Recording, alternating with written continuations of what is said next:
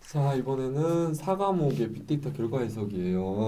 네. 많은 분들이 얘기를 들어보면 실은 4과목이 가장 좀 평이하지 않았나 이런 얘기를 하시더라고요. 근데 네. 저는 좀 제일 좀 혼란스러웠어요. 어. 예, 저는 ROC 커브 문제 틀렸습니다. 그러셨군요. 근데 얘기를 들어보니까, 네, 그러니까 난이도 면에서는 잘 모르겠는데 네네. 헷갈렸다고 많이 하시더라고요. 이 이게, 문제 이 문제 네, 헷갈렸어요. 이 문제 이 문제 헷갈렸어요. 네, 네. 맞아요. 근데 고민이 많았던 네. 그 이제 과목이었던 것 같아요. 네. 그래서 이제 그 과목의 이름처럼 네.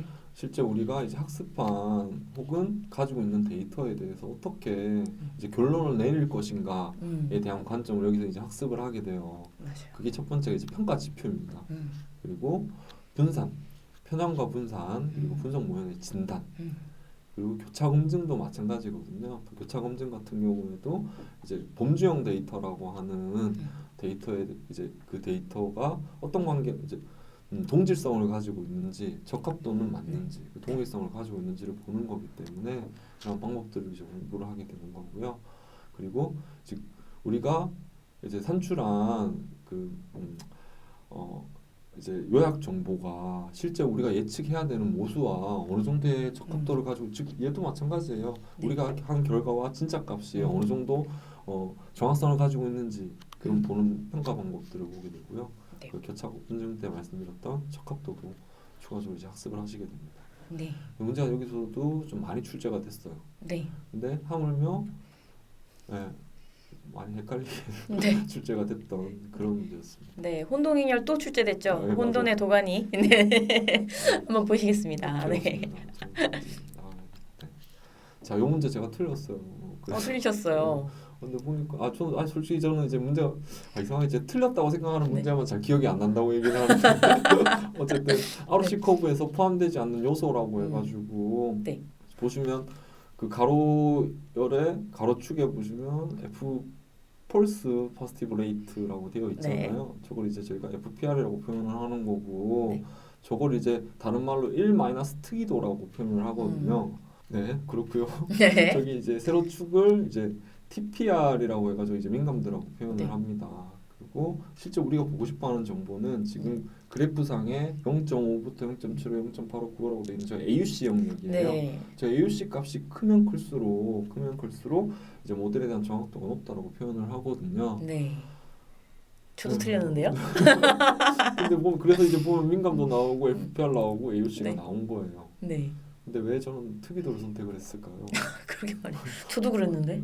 1 마이너스 이게 다른 분들이 1 마이너스 특이도라고 안 돼 있다라고 지금 질문에 네. 그렇게 얘기하셔서 잘 기억이 안 나서 그렇죠. 근데 특이도라고 선택한 것만 기억을 하고요. 저도요. 왜 그랬을까요? 네, 하여튼 그렇습니다. 네. 자, 그리고 네. K민즈 분집화 모델 평가 시 K를 구하는 방법을 알맞은 것은 이것도 이제 팁스가 있는 문제예요. 왜냐하면은 답은 엘보인데 엘보를 실은 학습 안 하신 분들도 많고요. 근데 네. 다만 이제 K민즈에 대해 가지고 이제 학습하시는 분들이 대부분들이 K에 대한 고민을 하지 않고 네. 이 절차라든지 그리고 이 군집에 대해서 발생할 수 있는 노이즈, 이 노이즈를 해결할 수 있는 뭐 K민즈 불이나 K민즈 플러스나 아니면 뭐 EM 알고리즘이나 이런 것들을 많이 떠올리시거든요. 네.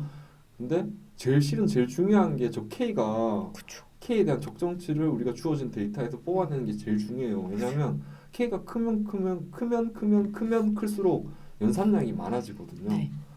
그래서 저 엘보 기법들을 이제 좀 소홀히 하시고 수험서에도 지금 저도 보니까 저는 엘보에 대한 내용은 없더라고요. 네. 없습니다. 네. 그래서 이제 저런 부분들은 이제 선택하기가 당연히 쉽지가 않았어요. 이제 이쪽을 별도로 공부를 하셨거나 아니면 네. 이제 업무하시는 분들이 아니시면 선택하기가 쉽지 않은 문제였다. 그런 생각이 좀 들었습니다. 저는 몰라서 느낌이 좋아서 찍었습니다. 자, 분석 모형 개선이에요. 자, 요거는 뭐냐면 제가 아까 말씀드렸던 이제 그 파라미터와 이제 하이퍼 파라미터 이런 내용들이 나오는데요. 네. 요 두 가지를 지금 최적화시키는 방법들은 무엇이 있느냐, 그리고 이게 최적화되어 있는지 아닌지는 어떻게 평가할 것이냐. 네. 그리고 처음부터 뭐가 문제가 있었냐, 네. 이제 과적합이라든지 가소적합이라든지 이러한 것들을 얘기하는 영역이에요. 근데 우리가 서비스 지금 머신런 인공지능 빅데이터를 통해 가지고 분석 모델링을 하고 그걸 이제 어떤 특정한 기계에다가 모델을 반응했다고 한번 생각을 해보면 데이터는 계속 변하기 때문에 이 모델도 네. 계속 저희가 유지 보수를 해줘야 돼요. 새로운 데이터를 다시 넣어가지고 모델 학습시키는 과정이 반드시 필요하거든요. 네. 이제 그거를 얘기하는 영역이에요.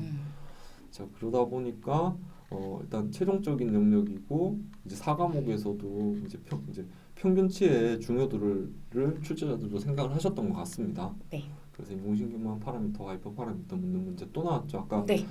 그 가중치라는 문제가 나왔었잖아요. 네네네 맞습니다. 이런 비슷한 형태가 나왔고 그리고 데이터 실제 제가 앞서 말씀드렸던 것 중에 하나가 머신러닝도 그렇고 빅데이터 분석도 그렇고 이제 업무의 8알이 보통 데이터를 정제하는 작업이에요. 그렇죠. 예, 그런 데이터는 어떻게 우리가 문제를 해결하는 관점에서 데이터를 준비할 것인지에 대한 문제 그리고 모델에 대한 선택 방법에 대한 네. 걸 묻는 문제가 출제가 됐습니다. 근데 문제 수준은 높진 않았어요. 네. 경향 수준 이제 그냥 개념만 이해하면 풀 수 있는 정도로 출제가 됐고요. 자, 불균형 데이터셋에 대한 과대적합, 과적합이에요. 그래서 과적합은 저희가 모델을 학습시킬 때 사용하는 데이터를 트레이닝 데이터라고 표현하거든요. 네. 모델이 트레이닝 데이터에 너무 편향돼서 학습이 된 거예요. 근데 이제 그래서 실제 서비스를 하려고 테스트를 했더니 네. 이제 오류율이 높아지는 그런 문제를 우리가 과대적합이라고 표현을 하거든요. 네. 그래서 이걸 개선하는 방법으로 올바르지 않은 거 당연히 학습 데이터가 많아야 되고 우리 목적에 맞는 데이터가 확보가 되어야 돼요. 네. 그리고 종속 변수의 가중치 조절.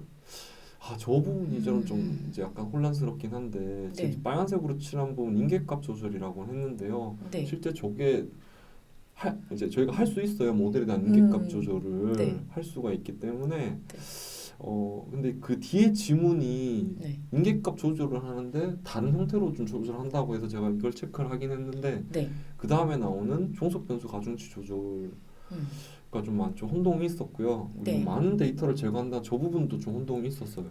저 진짜 좀 헷갈려요. 예. 네. 왜냐면 많은 데이터도 물론 이제 데이터가 많으면 많을수록 네. 모델은 이제 여러 상황들을 이제 인지를 하기 때문에 분명히 성능이 더 좋아질 수는 있습니다. 근데 네. 데이터가 많다고 해서 과대적합이 생기지 않는 건 아니거든요. 네. 즉 우리가 풀고자 하는 문제에 맞는 데이터가 음.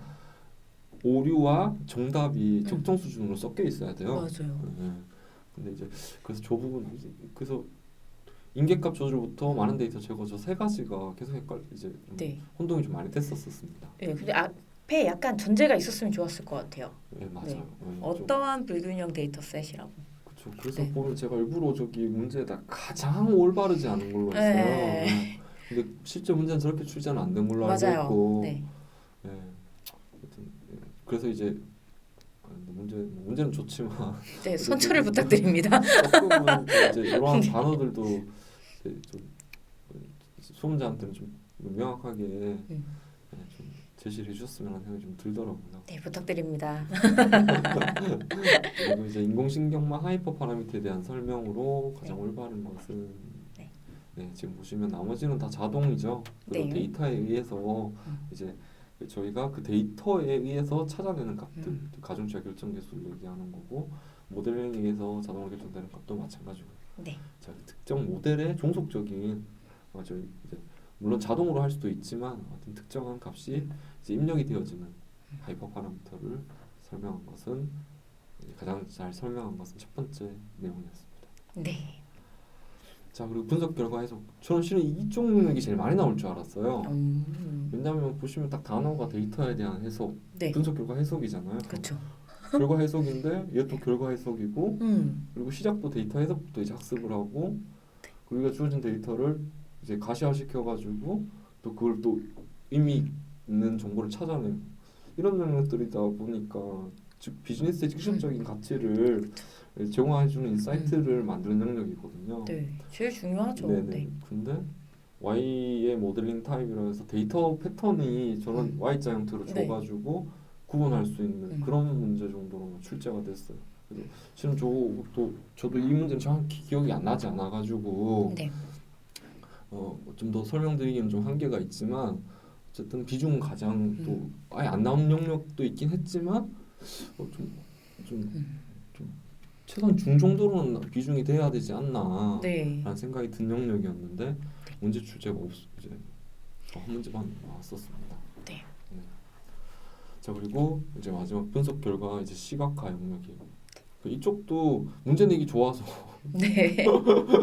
문제 내기가 좋아가지고 말이 나올 거라고 저는 생각을 했었는데 맞아요. 일단 평이하게 출제를 했습니다. 네. 했는데 이제 문제는 예상했던 것처럼 그래프에 대한 해석 그리고 특정한 상황에서의 어떤 그래프를 써야 되는지 이런 문제들이 이제 출제가 됐어요. 네. 그래서 요거는 요 5가지에 대한 의미와 그 각각 시각화시키는 기법에서 어떤 도구들을 쓰는지 어떤 그래프를 쓰는지만 명확하시면 이제 잘 선택을 할 수 있는 문제였지 않나라는 생각이 듭니다. 네. 자 그래서 인포그래픽의 특징으로 가장 올바르지 않은 것은 빅데이터의 데이터는 시각화가 복잡해진다. 그렇지는 않습니다. 그죠? 그렇죠. 네. 복잡한 빅데이터는 물론 복잡해질 수는 있지만 그렇죠. 인포그래픽은 그거를 더 단순화해서 직관적으로 볼 수 있게 하는 거거든요. 맞죠. 네, 그래서 올바르지 않은 거였고요. 자 그리고 뭐 이런 그래프를 여러 이제 시점별로 이렇게 줬어요. 네. 주고 나서 시계열적인 변화 데이터인 거를 네가 인지를 하고 그러고 나서 시계열 데이터 이 그래프에서 예측하지 볼 수 없는 거는 뭐냐라는 네. 거였거든요. 그렇죠. 근데 우리가 이제 트렌드라든지 계절성이라든지 이제 다음에 어떤 또 변화가 있을까 예측할 수 있는 네. 정도는 이제 인지를 할 수 있기 때문에 없는 거는 잔차인 거죠. 잔차는 아까 말씀드렸던 것처럼 네. 정답과 그리고 우리가 예측한 우리가 만든 모형에 대한 차이를 이야기하는 거기 때문에 그 정도는 여기서 볼 수가 없습니다. 네. 자 그리고 마지막으로 선점도와 같은 시각화 유형의 기법은 그렇죠. 네, 그래서 이제 시각 여기 보시면 관계 시각화죠. 네. 그래서 관계 시각화의 가장 대표적인 그래프가 이제 선점도예요. 그래서 관계 시각화를 시킬 수 있는 차트 이제 그래프는 버블 차트입니다. 네. 이런 문제가 좀 많이 나올 줄 알았어요. 그러게요. 네. 저 이거 버블 차트 체크해 놨다가 네. 앞전에 문제가 약간 그래도 한 번씩 왔기 때문에 네, 네. 그냥 무슨 숨은 의도가 있지 않을까? 그래서 괜히 이걸로 고민을 했다니까요. 잘못하셨네요. 네, 잘못됐습니다. 네, 그렇습니다. 자, 그리고 이제 분석 결과 활용입니다. 네. 활용이라서 이쪽은 이제 이쪽은 내용상 네. 그 NCS 내용도 그렇고 많은 내용이 없어요. 음, 중요한 영역이긴 하나 많은 영역이 없다 보니까 출제가 그렇지만 그다지 많지 않을 거다라고 생각을 했었거든요. 네. 실제로 이제 출제는 많지 않았고 나와도 이제 개념 정도 물을 거다라고 네. 생각을 했었거든요. 네, 그랬었습니다. 그래서 데이터 분석 결과 활용에 대한 설명으로 가장 올바르지 않은 네. 것은 그래서 이건 그냥 읽어서 풀 수 있는 그런 정도 수준이었습니다. 네. 이 문제는. 네. 자 그래서 전체 이제 4과목에 대해서 저희가 출제 문항수를 한번 산출을 해봤어요. 해봐서 이제 물론 이제 과목별로 20문제씩 출제를 하게 되어 있고 각 과목별로 40점이라는 가락 기준이 존재를 하는 거고요. 평균 60점이 넘어야지 이제 합격을 할 수 있는 시험이에요. 그래서 보시면은 지금 빨간색 칠해놓은 영역들이 이제 비중이 가장 높았던 영역들입니다. 네, 그래서 보시면 분석 기획에서는 수집 및 전환. 물론 이제 방안 수립도 개념적으로 정의해야 되는 부분들이 있기 때문에 문제가 좀 출제가 됐었어요. 네. 그리고 빅데이터 탐색에서는 말씀드렸던 것처럼 기술 통계와 추론 통계입니다. 그죠? 네. 근데 앞에 지금 정제라든지 고급 데이터 분석 탐색까지도 통계 쪽과 연관되지 않는다는 의미가 아니에요. 네. 그래서 다 연관이 있기 때문에 어쨌든 전체적으로 기초 통계에 대한 개념은 여러분들이 숙지를 하셔야만 이 과목에 대해서 어렵지 않게 접근하실 수 있을 것 같다. 네. 마찬가지 모델링도 고급 분석과 분석 기법들이 이제 출제가 많이 됐습니다. 네. 그래서 여기에는 이제 통계적인 내용과 그리고 이제 머신러닝에 관련된 내용들이 같이 혼재가 되어 있거든요. 네. 그래서 통계, 머신러닝에 대한 내용을 같이 학습을 하신다면 어렵지 않게 좀 풀 수 있지 않을까라는 생각이 들었고요. 마지막으로 결과 해석 쪽은 해석이라는 단어와는 좀 다르게 모형을 평가하고 개선할 수 있는 그런 내용으로 네. 얘기를 지금 이제 문제들이 출제가 많이 됐어요. 그래서 이제 전체적으로 좀 썸머리를 해드리면 출제 경향으로 보면 세세 항목 기준으로 비출제된 문제 영역이 존재를 해요. 즉 그 영역은 아까 말씀드렸던 것처럼 기술적인 영역은 많이 출제가 안 했어요. 네. 분석이라는 이름에 맞게 출제 비중을 가져갔다는 거고요.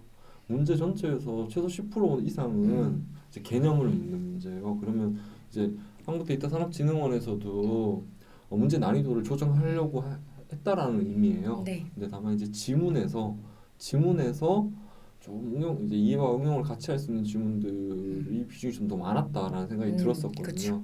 그러니까 이제 더 우리 수험자분들이 어려워했지 않았나라는 생각이 들었습니다. 그리고 계산 문제가 다수 출제가 됐어요. 네. 네. 그럼 이제 시각적으로는 이제 저희가 멘탈이라는 걸 가지고 시험장에 가지 않습니까? 그렇죠.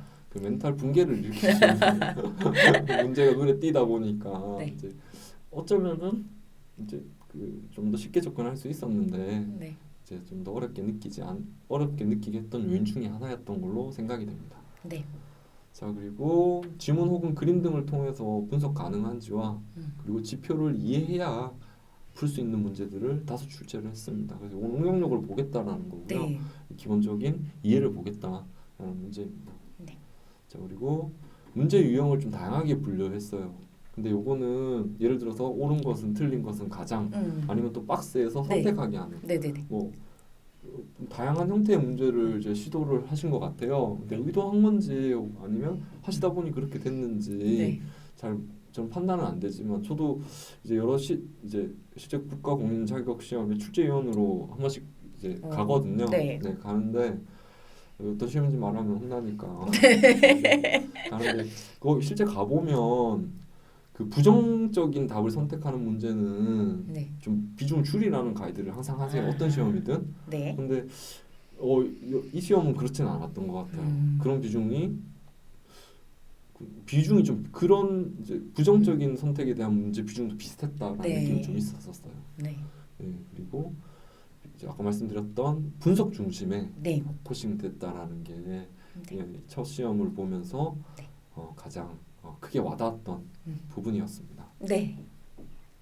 자, 그리고 그래서 우리가 이제 첫 시험을 봤어요. 보고 나서 뭐 아까 이제 우리 이상을 교사님께서 여러 커뮤니티에서 내용을 분석을 해봤더니 이제 우리 비전공자분들 혹은 IT를 경험하지 못하신 분들은 이 시험은 뭐 안 하는 게 낫겠다 이런 의견들도 꽤 있다고 제가 옆에서 설명을 들었어요. 네. 사실 이제 그러한 것보다 첫 시험이었기 때문에 앞으로 한두 해의 시험은 좀 더 문제 유형을 좀 저희가 같이 좀 봐야 될 것 같고요.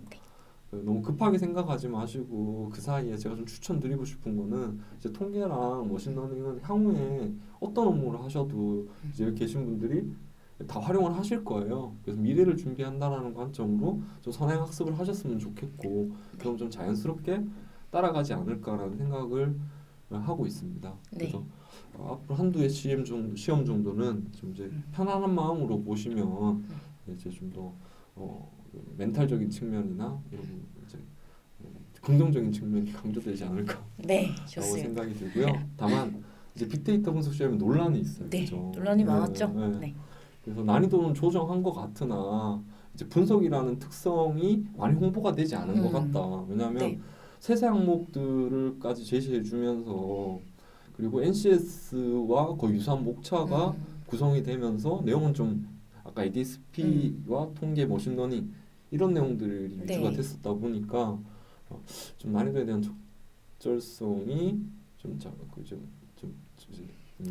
조정이 필요하지 않을까. 좀 필요한 부분들도 있고 그리고 이제 응시 대상자와 응시자가 이제 이번 시험으로 좀 구분이 되셨을 거예요. 네. 그에 따라서 좀 조정이 좀 필요하지 않을까라고 네. 생각이 들었습니다. 자, 그리고 두 개 선택 답안에 대한 이제 그 진흥원이 이제 답변은 두 개 선택 답안은 아까 없다라고 말씀하셨어요. 그러니까 근데 다만 시험 끝나고 이틀 동안은 그 답안지 그 시험지 앞에 두 개는 이렇게 선택하라는 가이드가 있다 보니까 네. 어떤 분들은 두 개를 선택하신 경우도 많았다고 하더라고요. 맞아요. 그래서 그런 부분에 좀 아쉬움 표현을 한 거고요. 그리고 중복 답안.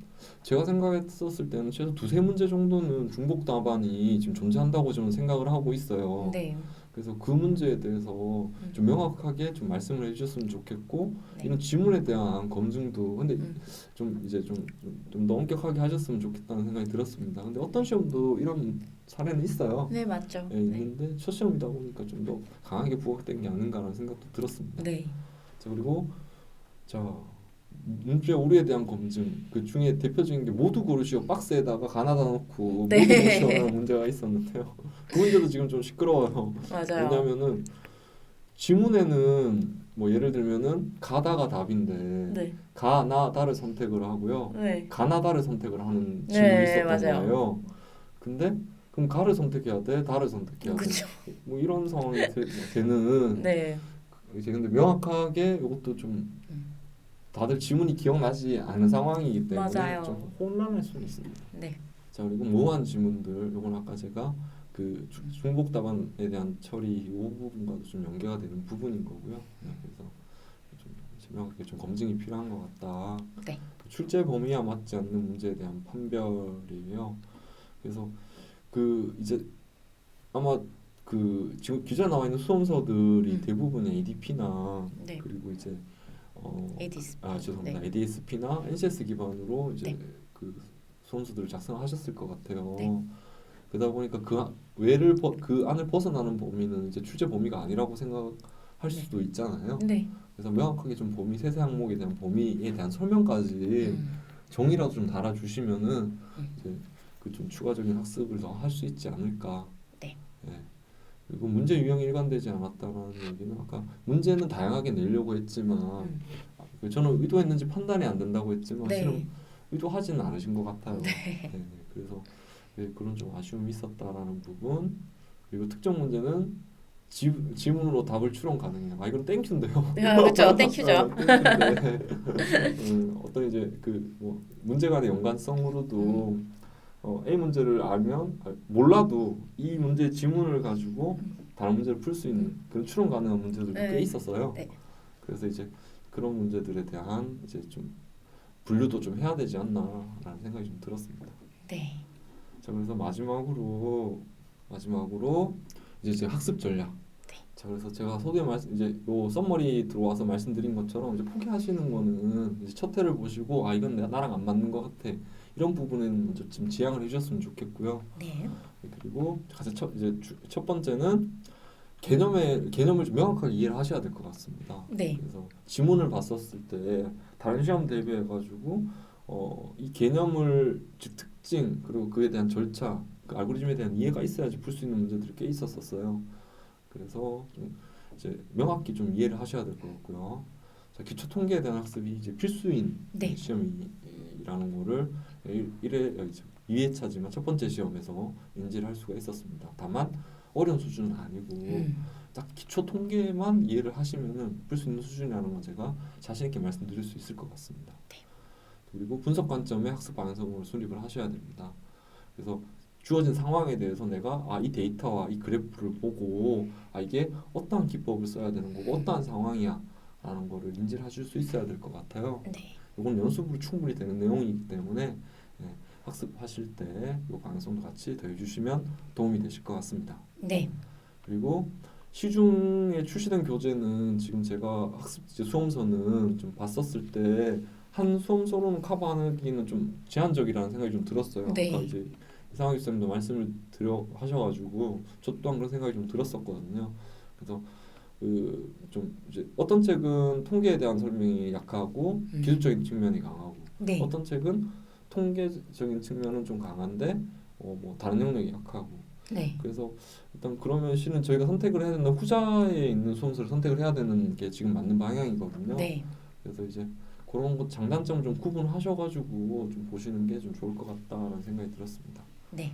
그리고 보안은 이제 비식별화와 개인정보보호법 거기서 이제 그 1과목에서 그 총력의 출제 비중이 높을 거라고는 솔직히 예측은 못했거든요. 네. 근데 그 영역은 좀 더 집중도 있게 좀 공부를 하셔야 될 것 같고 최근에 좀 화두가 되고 있는 사안이기 때문에 당분간은 좀 충실히 학습을 하셔야 되지 않겠냐라는 생각이 들었습니다. 네. 자, 그래서 결론은 개념을 가지고 이해를 하셔야 됩니다. 외우셔서는 절대로 네. 수 없는 문제들이었고요. 그리고 우리는 그 정보를 가지고 분석을 하셔야 됩니다. 네. 그리고 어떻게 활용할지에 대한 흐름을 잡으시고 학습을 하신다면 충분히 비전공자 그리고 내가 처음 이 빅데이터 분석을 접하시는 분들도 충분히 필수 시간만 확보하신다면 합격할 수 있는 시험이다라 이제 감히 말씀드리겠습니다. 네, 제가 아는 통계학 박사님께서 그런 말씀을 하셨습니다. 통계학은 매년 공부를 본인도 하고 계시다. 네, 통계 용어가 아무래도 익숙치가 않고 그러다 보니까 그 용어에 따라서 이제 뭔가 그 산수 문제라고 할지라도 그걸 푸는데 좀 부담감을 많이 느끼셨을 것 같아요.